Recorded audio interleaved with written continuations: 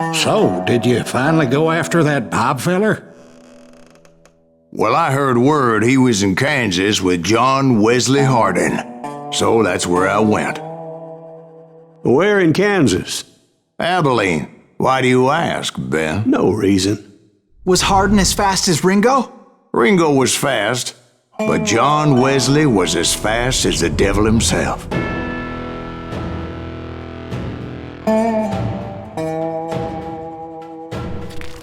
Hell, he killed his first man at 15. From that day forward, he had a price on his head and wouldn't back down for nobody, not even Wild Bill Hickok himself.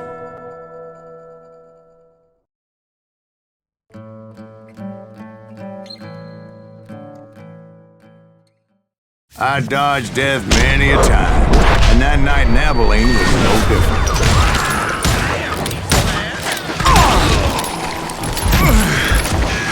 I was there with the intention of finding that bastard Bob and collecting the bounty on John Wesley.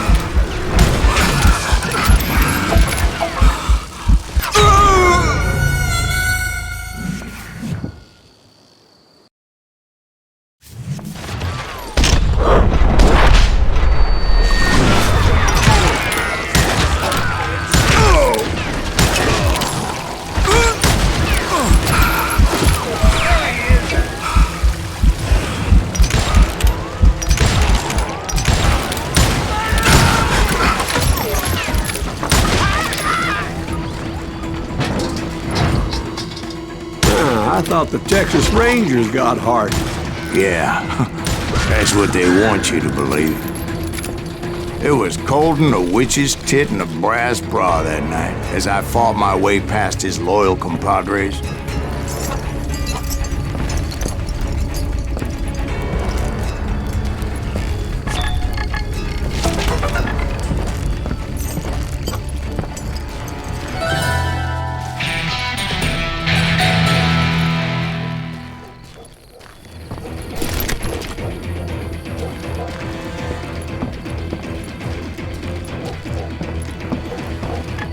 To the very same saloon we're sitting in today. Look around and imagine this place painted in blood. Hardin was waiting for me, and...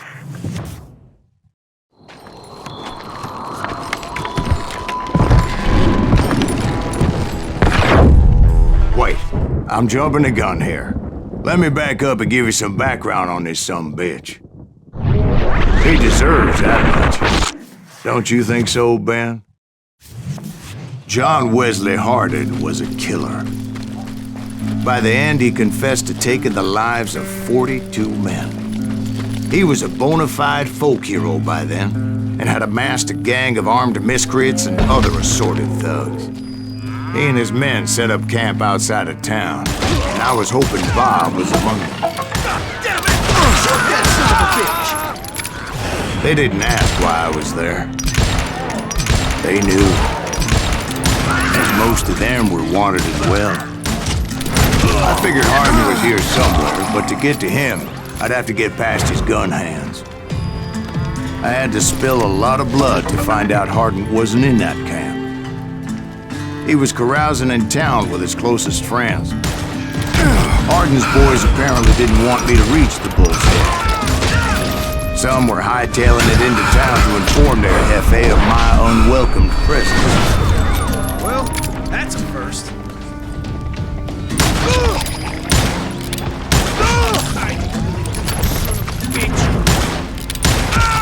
Tell Hardin someone's coming for him! Stop that son of a bitch! Let the boys know we got another law dog.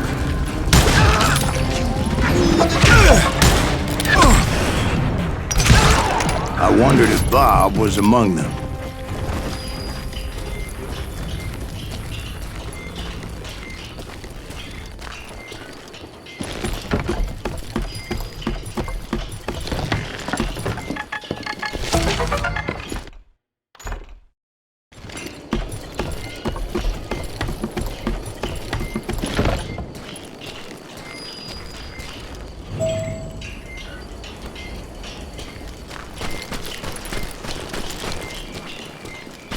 and I steeled myself for the fight ahead. For as good as I was, deep down I wondered if John Wesley wasn't just a little bit better. Before I could test my mettle against Hardin, however, I would first need to dispatch his cadre of hired killers.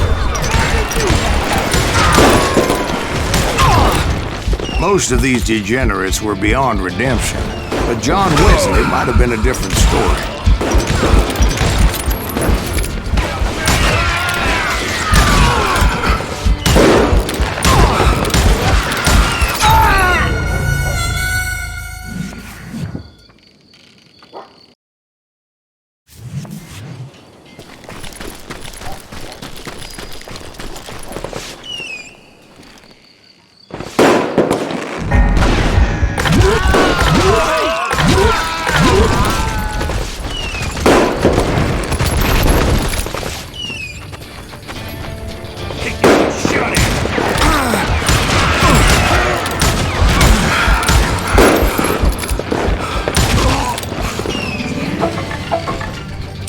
I didn't learn until later that that night was in fact his birthday celebration.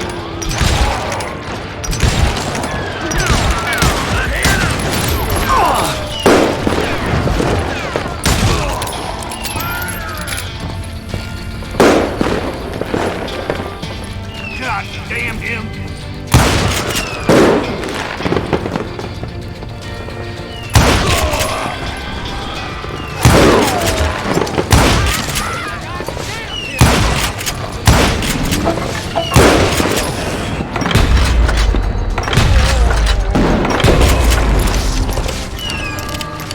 I think I already mentioned that I found Hardin in this very saloon. Suffice it to say, nobody there was happy to see me. He's almost as good as me.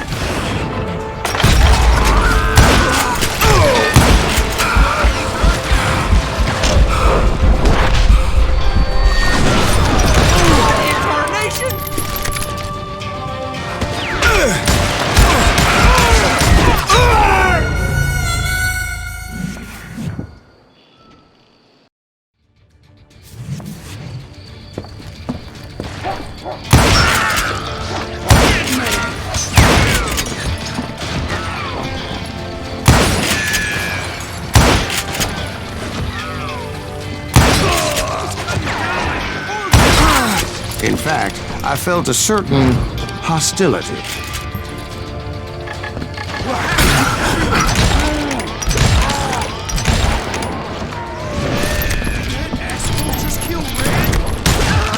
I was disappointed that neither Bob nor John Wesley were among the dead. But that was short-lived, as a moment later I was facing down the fastest gun in the West.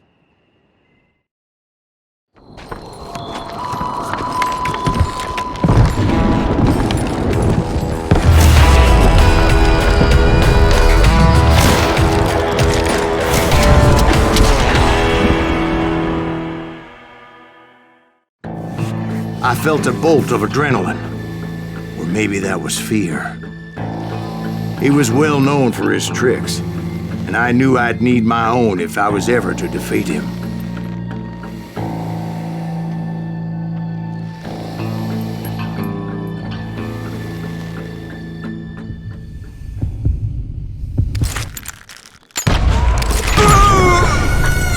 No, wait! He didn't hit me then. I'm sure of it.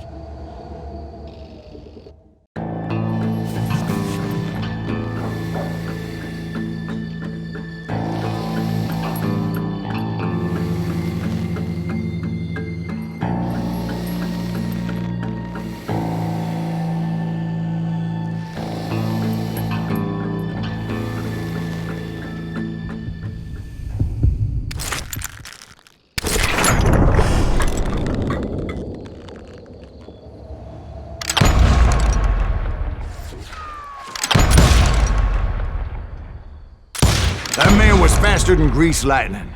But being inebriated as he was, he didn't count his shots. And now, he was at my mercy. So he didn't die? No, I sent him to prison. Years later, after he was free, some restless avenger took his life. Shot him in the back in a saloon just like this one. Anybody up for another beer? Ben?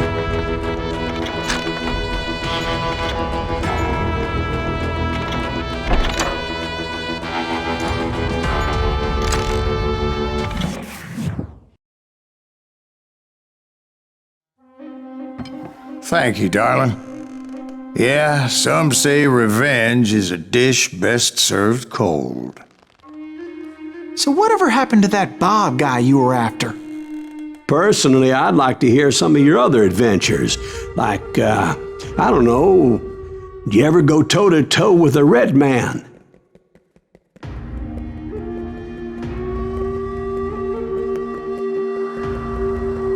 Yes, I did, Ben. I remember once I was after this renegade Apache, Grey Wolf.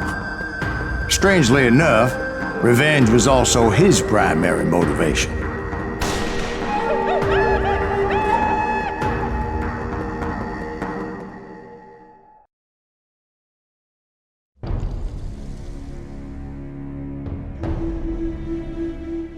A bounty was put on Grey Wolf's head, and that's how I came to hunt him in the mountains. Mountains so high they tickled the nether regions of heaven.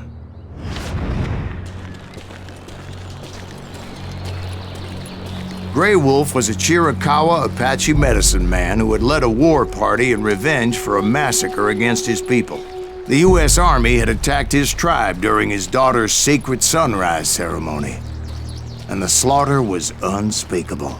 I understood his anger, as there's nothing more traumatic than seeing those you love die in a cruel and painful death. Right from the beginning, I couldn't shake the feeling that Grey Wolf was watching my every move. He led a band of young Apache warriors who wanted retribution and were more than willing to die for him.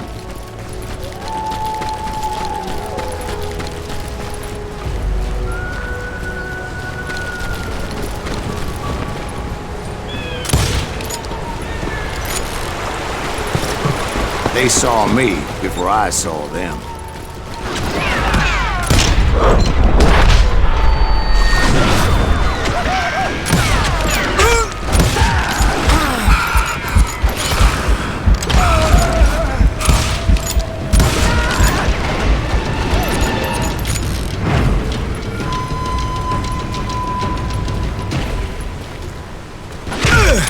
And it crossed my mind that maybe this wasn't such a good idea.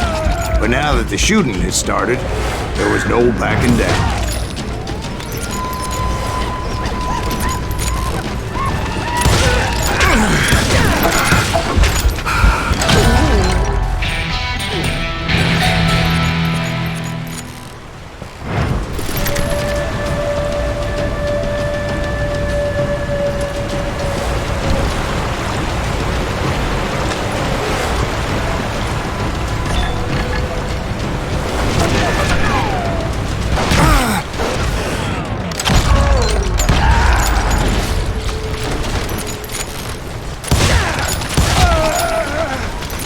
It was rugged country, the winter home of the Chiricahuas, and that's why they had retreated there.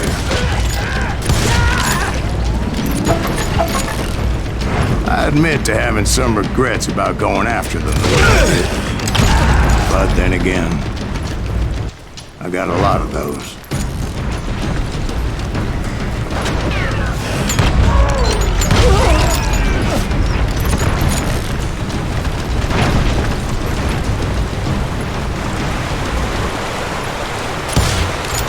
Did you find Grey Wolf? Not at that moment, but I did find the entrance to their hideout.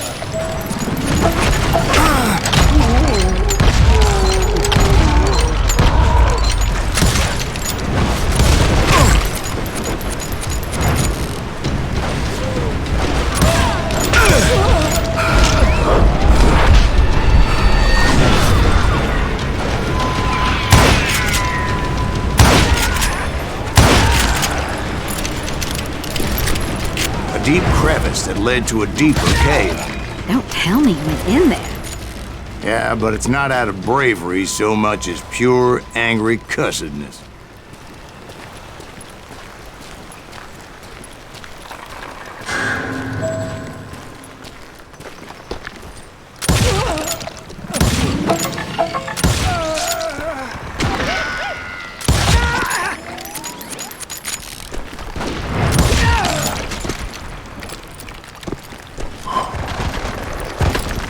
See, back then, I had a stubborn streak a mile wide, and I wasn't about to back down. So it was like pitch black in there? Actually, it was pretty well lit, as they had torches on the walls.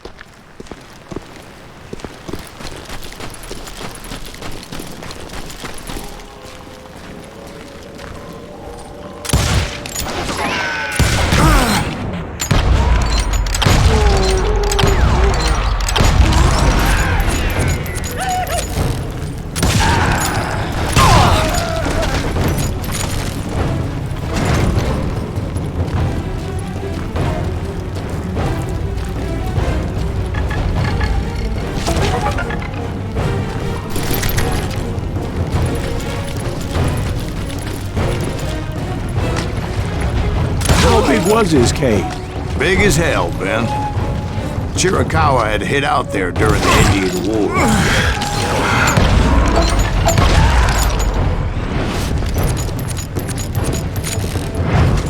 They thought it was haunted with the ghosts of those murdered by the horse soldiers.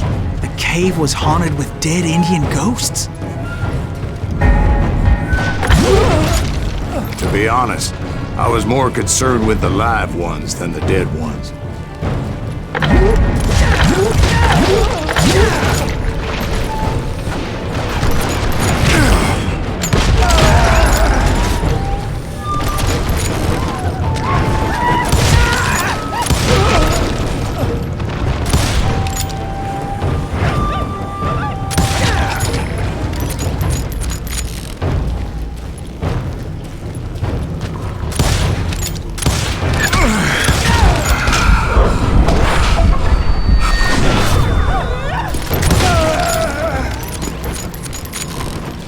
How come you know so much about engines? A few years back, I was married to two Mescalero women. At the same time? Yeah, they were sisters. Polygyny is traditional among the Mescalero. So what happened? Oh, I had to get out of there. Those girls never shut up. Both of them nagging at me all the time. Drove me half crazy. Haven't seen them since. No, I mean, what happened with Grey Wolf? Oh, well, I pursued him into the Cave of Death. I came upon this flooded grotto, and that's when I saw him. He came to me unarmed and unafraid. His voice echoed in the shadows, and I sensed he meant me no harm. You carry great darkness in your heart, and if you do not release it, it will claim your soul. The sound of his voice put some kind of ancient Indian spell on me. As his story unfolded in my mind, You will come to this place again and kill many more men, and the darkness will grow until it consumes everything that you are.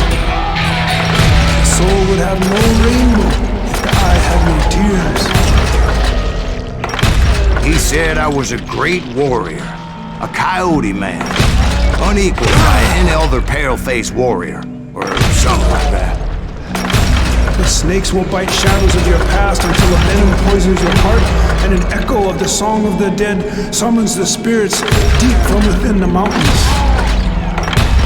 I didn't quite get what he was saying, but there was definitely snakes. And indeed, his warriors surrounded me and attacked me like hungry wolverines. They couldn't stop me, though, and Grey Wolf wasn't in the mood for idle talk.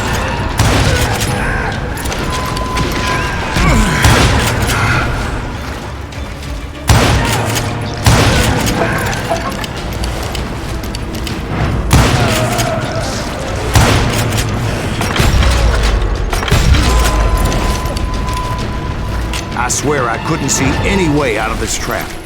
But suddenly, one just appeared. Kind of like a miracle.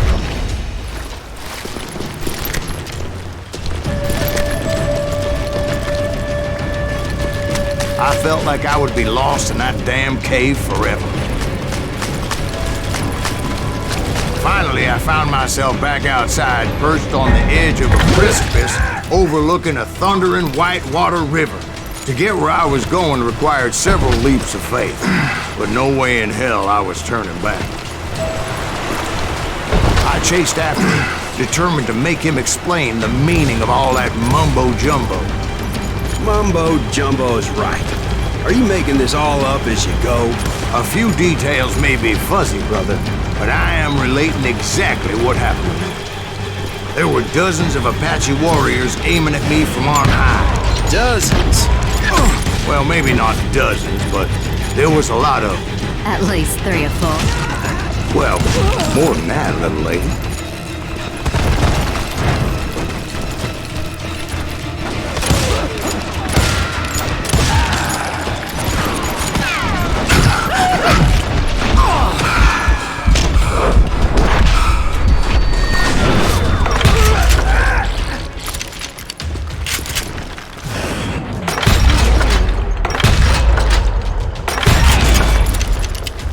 A steep climb up creek ahead of me and scrambled up those rocks like a mountain goat. I was determined to locate Grey Wolf and find out exactly what the hell he was trying to tell me. And wouldn't you know it, that crafty son of a bitch led me right into a trap. What kind of trap? Well, son, there had to be at least 100 Apaches surrounding me. 100? God be my witness. Oh, come on. Who are you kidding? Hey, I believe you. Come on, tell us how it ended. All right, but I'm not gonna drag this out. Where were we? You were surrounded by 100 Apache warriors. Well, I didn't take the time to count them exactly, but there were a lot of them.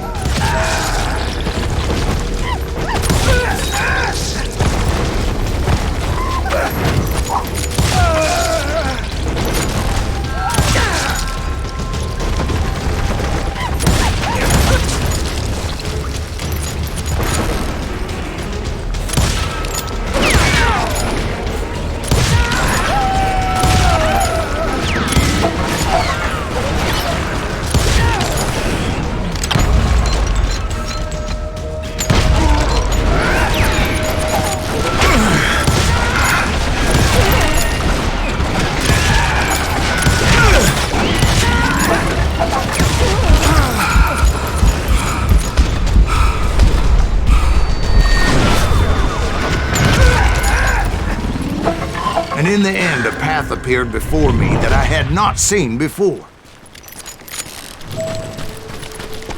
I followed it as I desperately needed to find out what Grey Wolf was trying to tell me. But it was like that son of a bitch disappeared into thin air.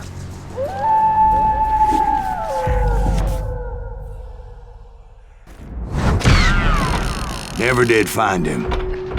And never did collect my goddamn bounty.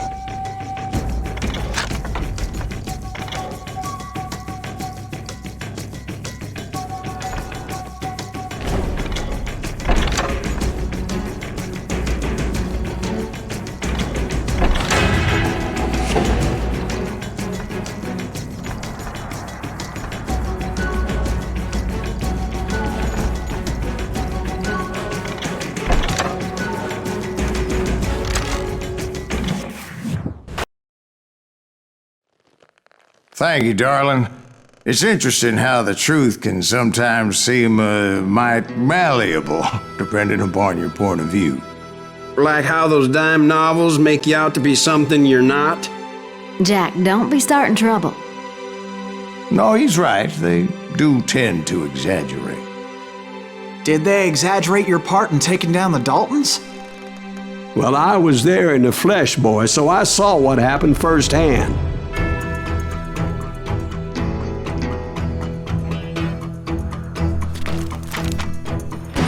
Those Daltons were lawmen once, before they all went bad, robbing banks and trains clear across the territory.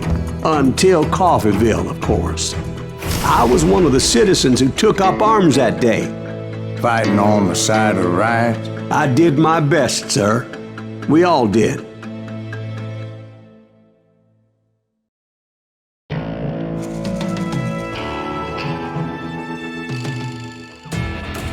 It was early morning. One of my friends was a local gunsmith. and he handed out firearms to anybody who'd take one. You see, the Daltons got it in their heads to rob 2 banks at the same time. 2 banks on the same damn street. Feel you full of lead. Story was Bob Dalton's girl was always writing about how he had no ambition. Hey, we got us. Well, the locals recognized the Daltons right off. Before they could get away, half the town took up arms to defend their property. The brothers paid dearly for their stupidity, but everybody knows they had it coming. There's more to it than that. I read all about that day, so I know for a fact that it went down very differently. First of all, it was high noon. A posse of U.S. deputy marshals were on the rooftop across the street. Get ready, boys. They're gonna make a move. The lawmen had been tracking the Daltons for months. Now they finally had them dead to rights. Among them was a bounty hunter feared by many a lawbreaker. The marshals tried to get the Daltons to surrender. They'll give up eventually. We just gotta wait the son of a bitches out. This bounty hunter knew that the brothers were far too proud to ever lay down their guns.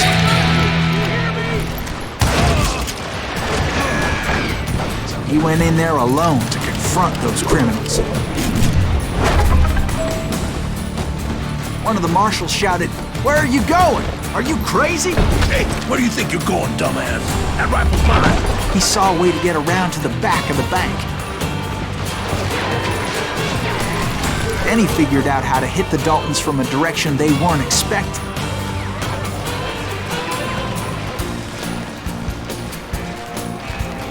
From above. Fortunately, a water tower was right there.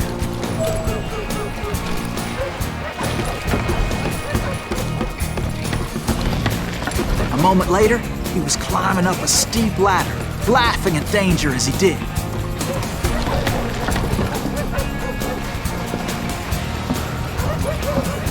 It was brave men like him who risked their lives to tame this wild country.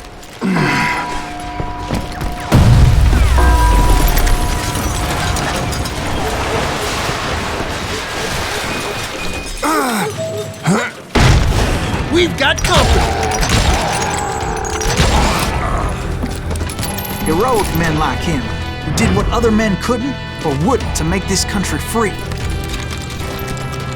Is that Jim Silas Boone, Greaves? Davy Crockett, Son of a died bitch! defending the Alamo.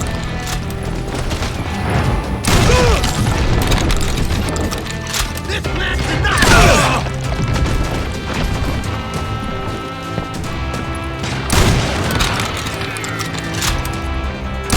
Yeah, you know you can't beat me.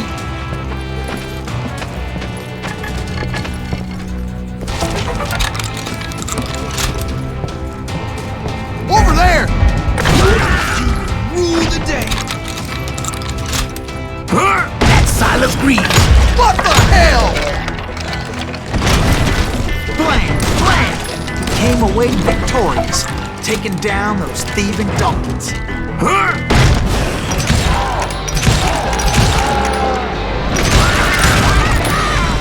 His name was Silas Greaves, and when the dust finally settled, he was the last man standing. Sorry, kid, but that just wasn't the way it happened.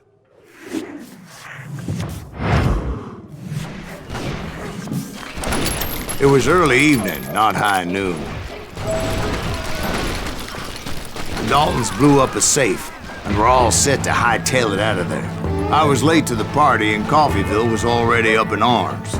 Those pathetic deputies surrounding the bank were dropping like flies.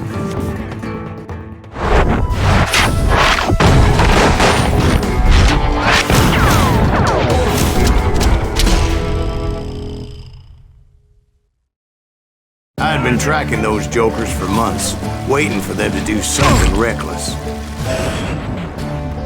And finally, they did. Those stupid bastards decided to rob 2 banks at the same time in the same town where everybody knew them.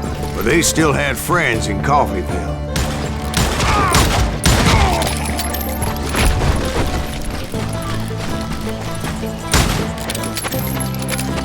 Hey, you got us.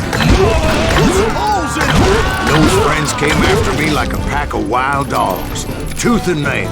They were coming at me from all directions. I caught sight of the Daltons running with the money and didn't want to lose it. Problem was, they knew the town better than I did. And to top it off, I found myself in the middle of another shootout entirely. Did the Daltons hole up in somebody's house? No, it was the Smiths, I believe. They were cousins of the Daltons. And they were shooting at the Browns, who were shooting at the Daltons. Which wasn't any surprise, because those two families have been feuding forever. And since the Joneses are related to the Browns, they shot at the Smiths, pissing off the Heimhoffers, whose daughter recently married a Smith.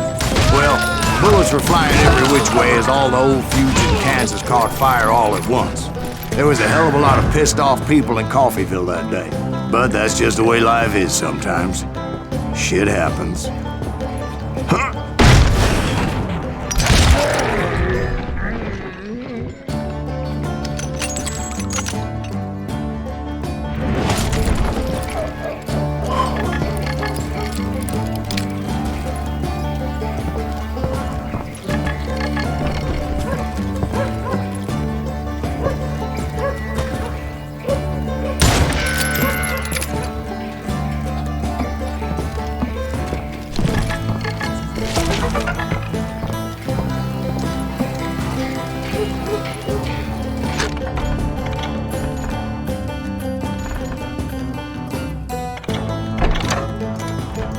The Dalton boys knew I would never give up.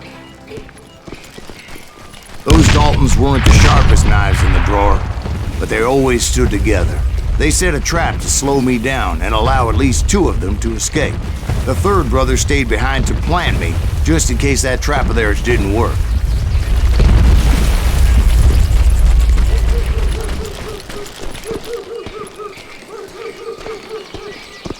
It was Emmett, the youngest. And he decided to stand his ground and face me down. I ain't afraid of you, Silas Reeves. This is where it ends for you. He was determined to protect his brothers. I understood how he felt. Taking me on all by his lonesome wasn't exactly a recipe for a long life.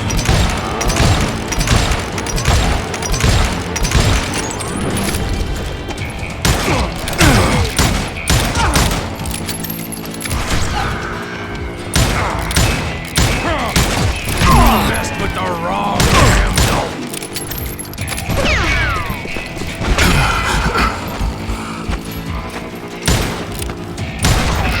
I'm gonna plant you where you stand.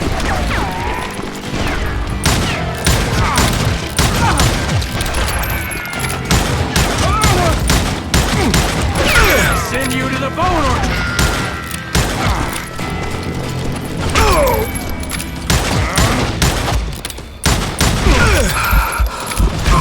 Beat you like a red-headed stepchild.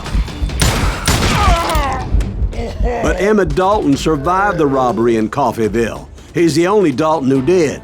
They say he was shot 23 times. Well, Dwight, who do you think put all those damn holes in him?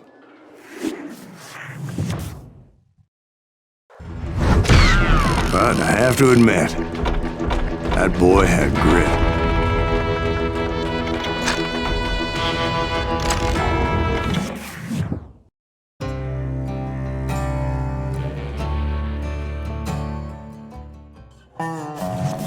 We'll get those suckers. It took me a couple of days to track the Daltons down. They can't get away with this! And in that time, a whole posse of local vigilantes offered to lend a hand. We'll track him to the ends of the earth. They seemed as determined as me to find those outlaws. But as we headed into those swamps, it was like I had my own private army. There was no way those boys were getting away this time.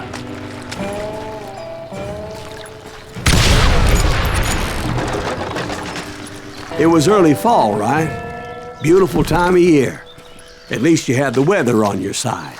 Not by my recollection. It was damp and foggy as hell. It was tough to stay on a true course, so we kept an eye out for landmarks.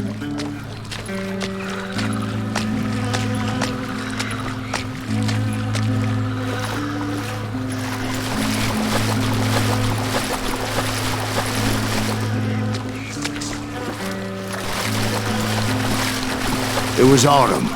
The maple trees were in full color, red as blood.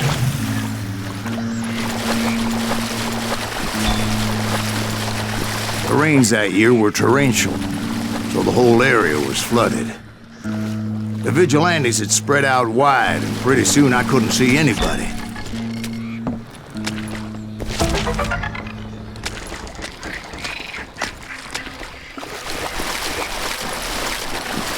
Bury them in the smoke!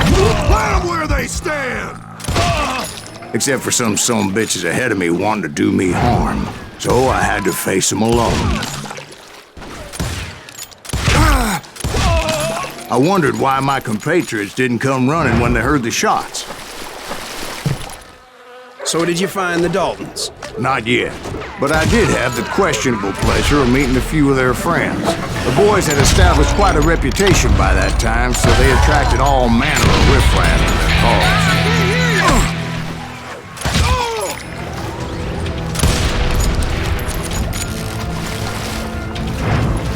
Just kill them, for Christ's sake! Get ready to die!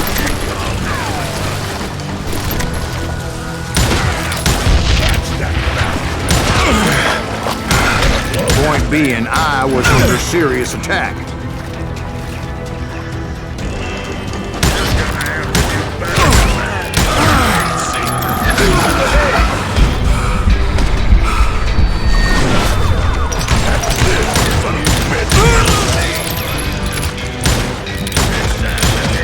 My reinforcements was nowhere to be seen.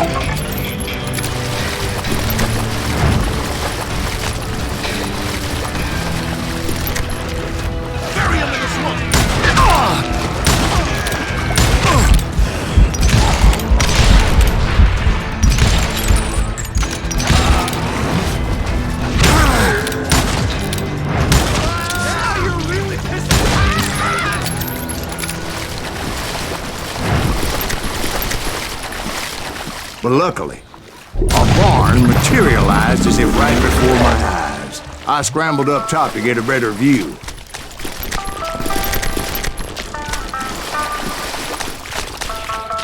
But just ended up falling inside. So, how did you get out? The barn doors was open. About right then, I saw some suspicious characters running through the bushes. Of course, I followed them.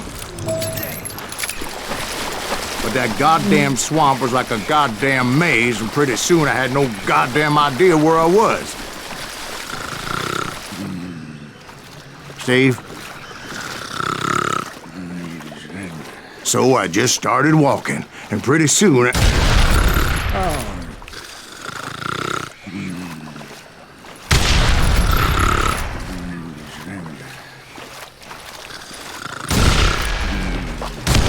Steve? Steve! Huh? Oh, no, I'm listening. Indians surrounded me from all sides.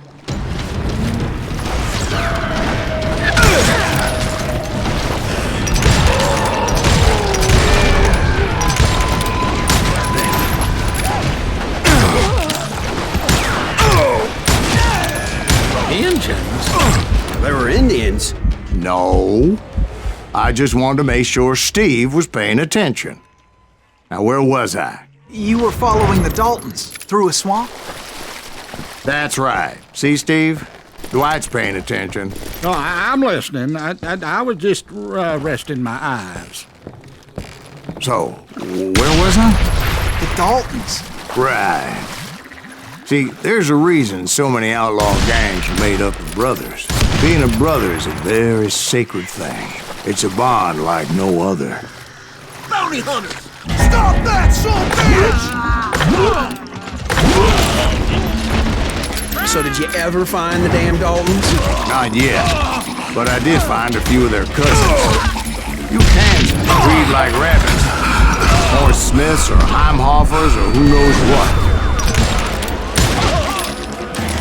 But hell, what's more important than family?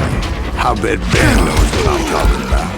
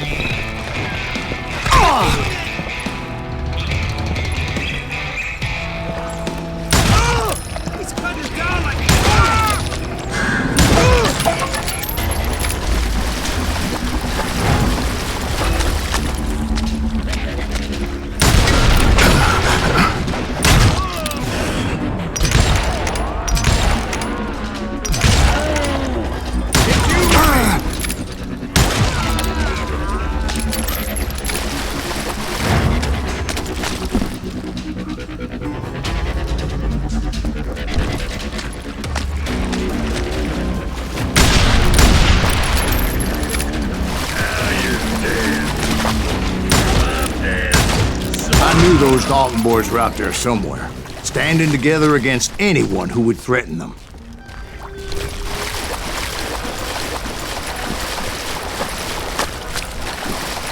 And that's when I saw it. A goddamn steamboat. A steamboat in a swamp? Yeah, Steve, but this wasn't much more than a wreck, really. But how'd a damn steamboat end up in the swamps? Guess it floated off during the flood of '89. Now, was it a stern wheeler or a side wheeler? What? Does that really make a difference, Steve? It was a steamboat with a goddamn army on board. It was then that a fusillade of bullets come raining down from on high. And those vigilantes who accompanied me weren't anywhere to be found. But among those men that were shooting at me, I thought I saw some familiar faces.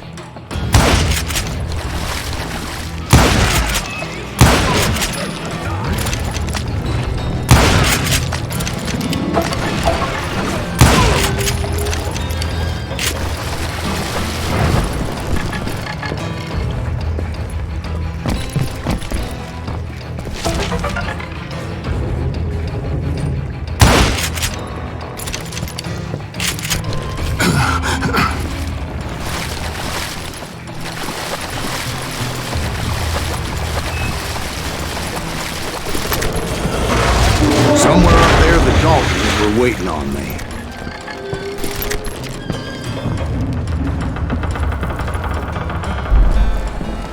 You can't hide.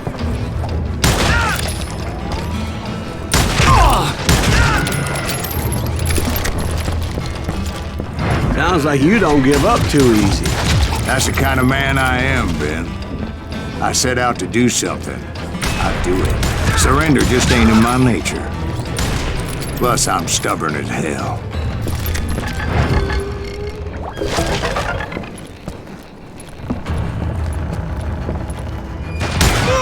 That asshole just killed him.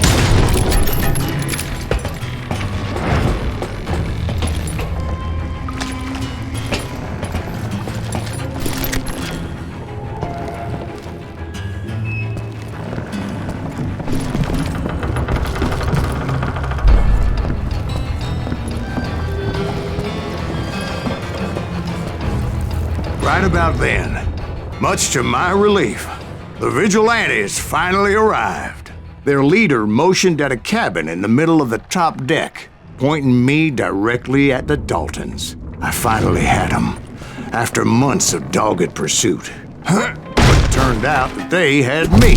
Take him out! I'm sending you to hell!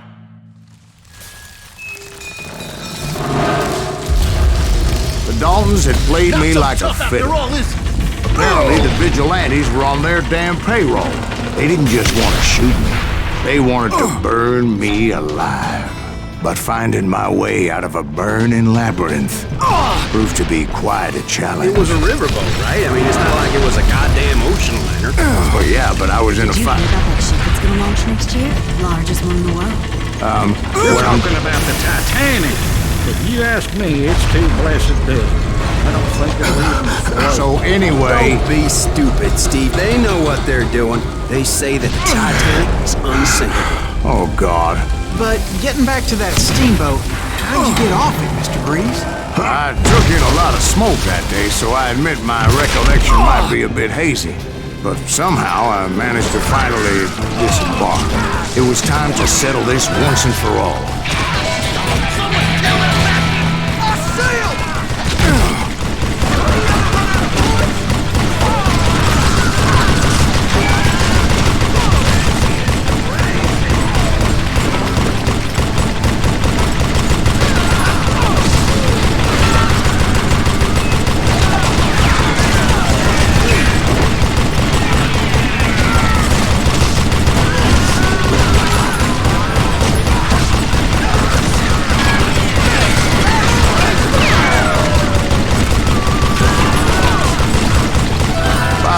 Weren't about to come at me one at a time. They were in this together. Two brothers side by side, determined to take me down. Confident that this time the odds were on their side.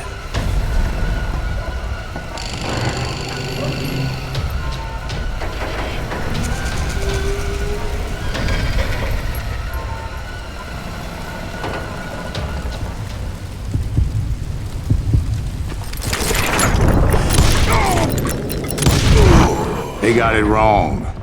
A sad end for those two. If they'd only known that Emmett was still alive despite his wounds. Paroled 14 years later, he moved to California and sold real estate and lived off the legend of that fateful day. And the tragic death of his two brothers.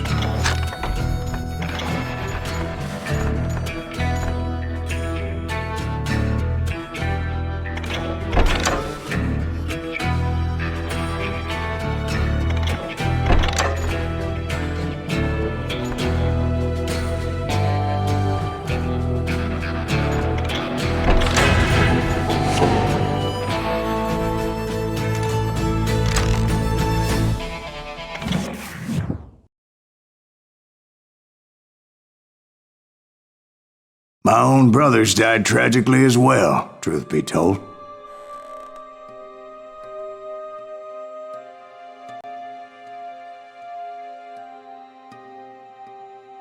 It was 1868, and me and my older brothers were pulling a tidy profit running cattle into Juarez, Mexico. One night after my brothers retired for the evening, I found a little poker game in a cantina with a couple of cowboys. And I just couldn't lose. I even won an old Spanish coin that had to be 100 years old. Well, I was mighty pleased with myself the next morning as my brothers and I rode for Texas. But before we crossed the border, those cowboys caught up with us. It was Johnny Ringo, Roscoe Bob Bryant, and another asshole named Jim. They wanted their money back and everything else we had, including our lives, as those boys didn't want us coming for them later. Bob put that old Spanish coin in my mouth and said, "I won't have it said that I left you with nothing, boy." Well, those horses bolted, and there we hung as those bastards rode away. The branch finally snapped under the weight of the three of us, but being my older brothers were bigger and heavier, they were already dead. And right then I swore to myself that I would avenge them. Ringo you know about.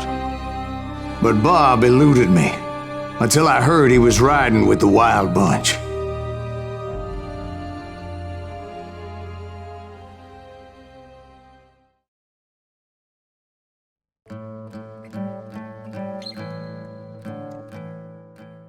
I'd been on their trail for months, ever since they left their hideout in the Bighorn Mountains.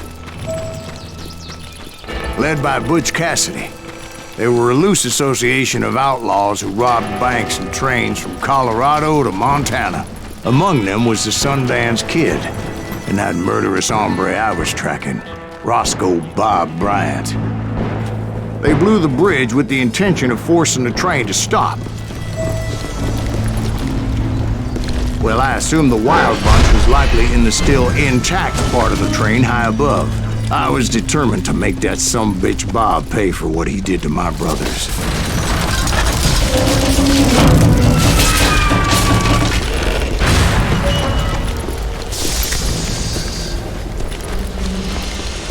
My ears are still ringing from blowing up that bridge. Well, I made my way off unscathed and came upon a few members of the gang and had no choice but to dispatch them. From there, I had to negotiate an even more precarious route.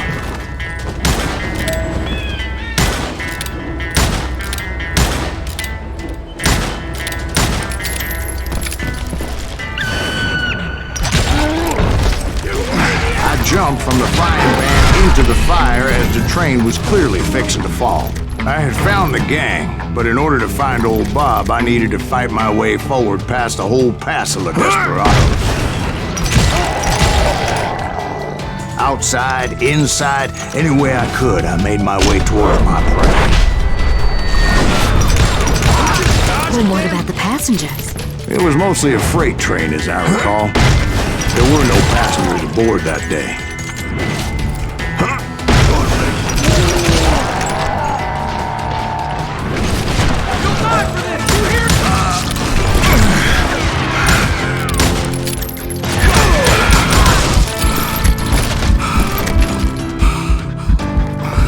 As I mentioned before, I am not fond of heights. but I was too busy dodging bullets to worry about falling to my death.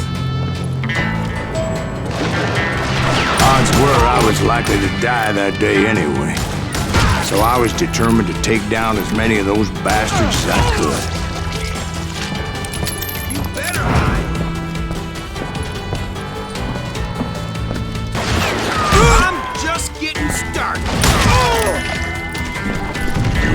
At times, it was like shooting ducks in a shooting gallery.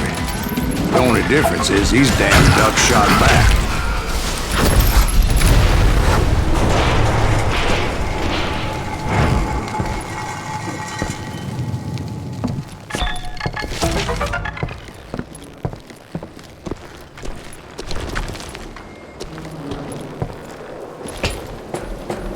I kept hoping the law would show up and give me a hand. You mean like that giant Pinkerton posse that I read about? Did they come riding in, guns a-blazing to help?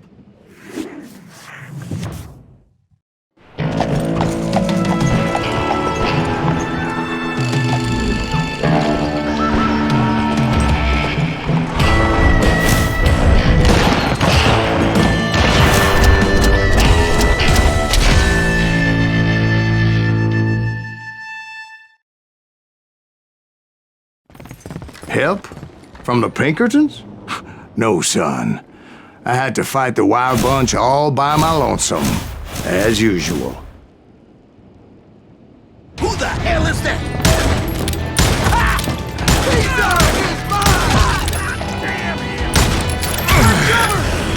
Retreat! He's killing everybody! You ain't seen nothing. He'll kill us all!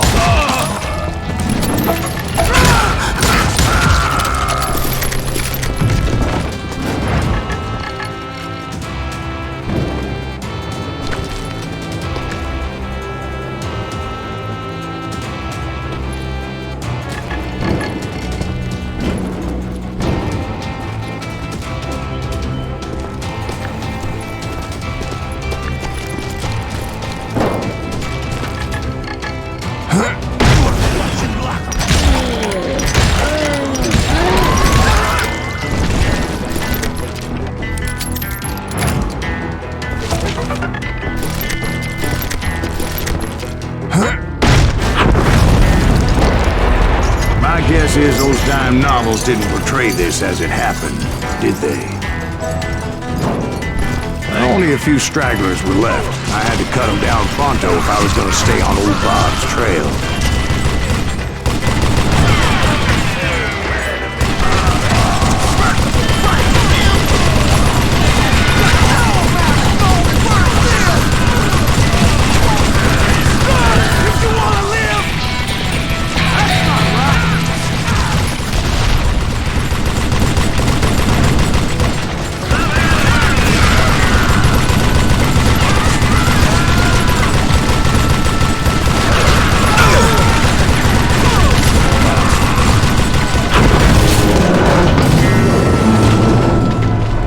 Once I silenced all those guns, I went searching for my nemesis, determined to finally have my justice. But the only survivor who welcomed me was George Flat-Nosed Curry. Who was he? The fastest gun in the gang. Right after Sundance, I mean. And Kid Curry, and maybe Elsie Lay. Though some folks might dispute that.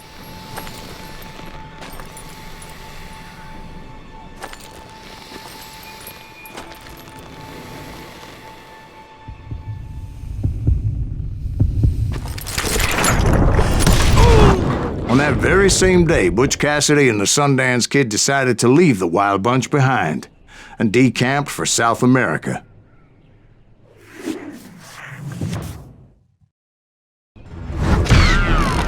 They ended up living down there for many years, but I'm sure you already know all about that.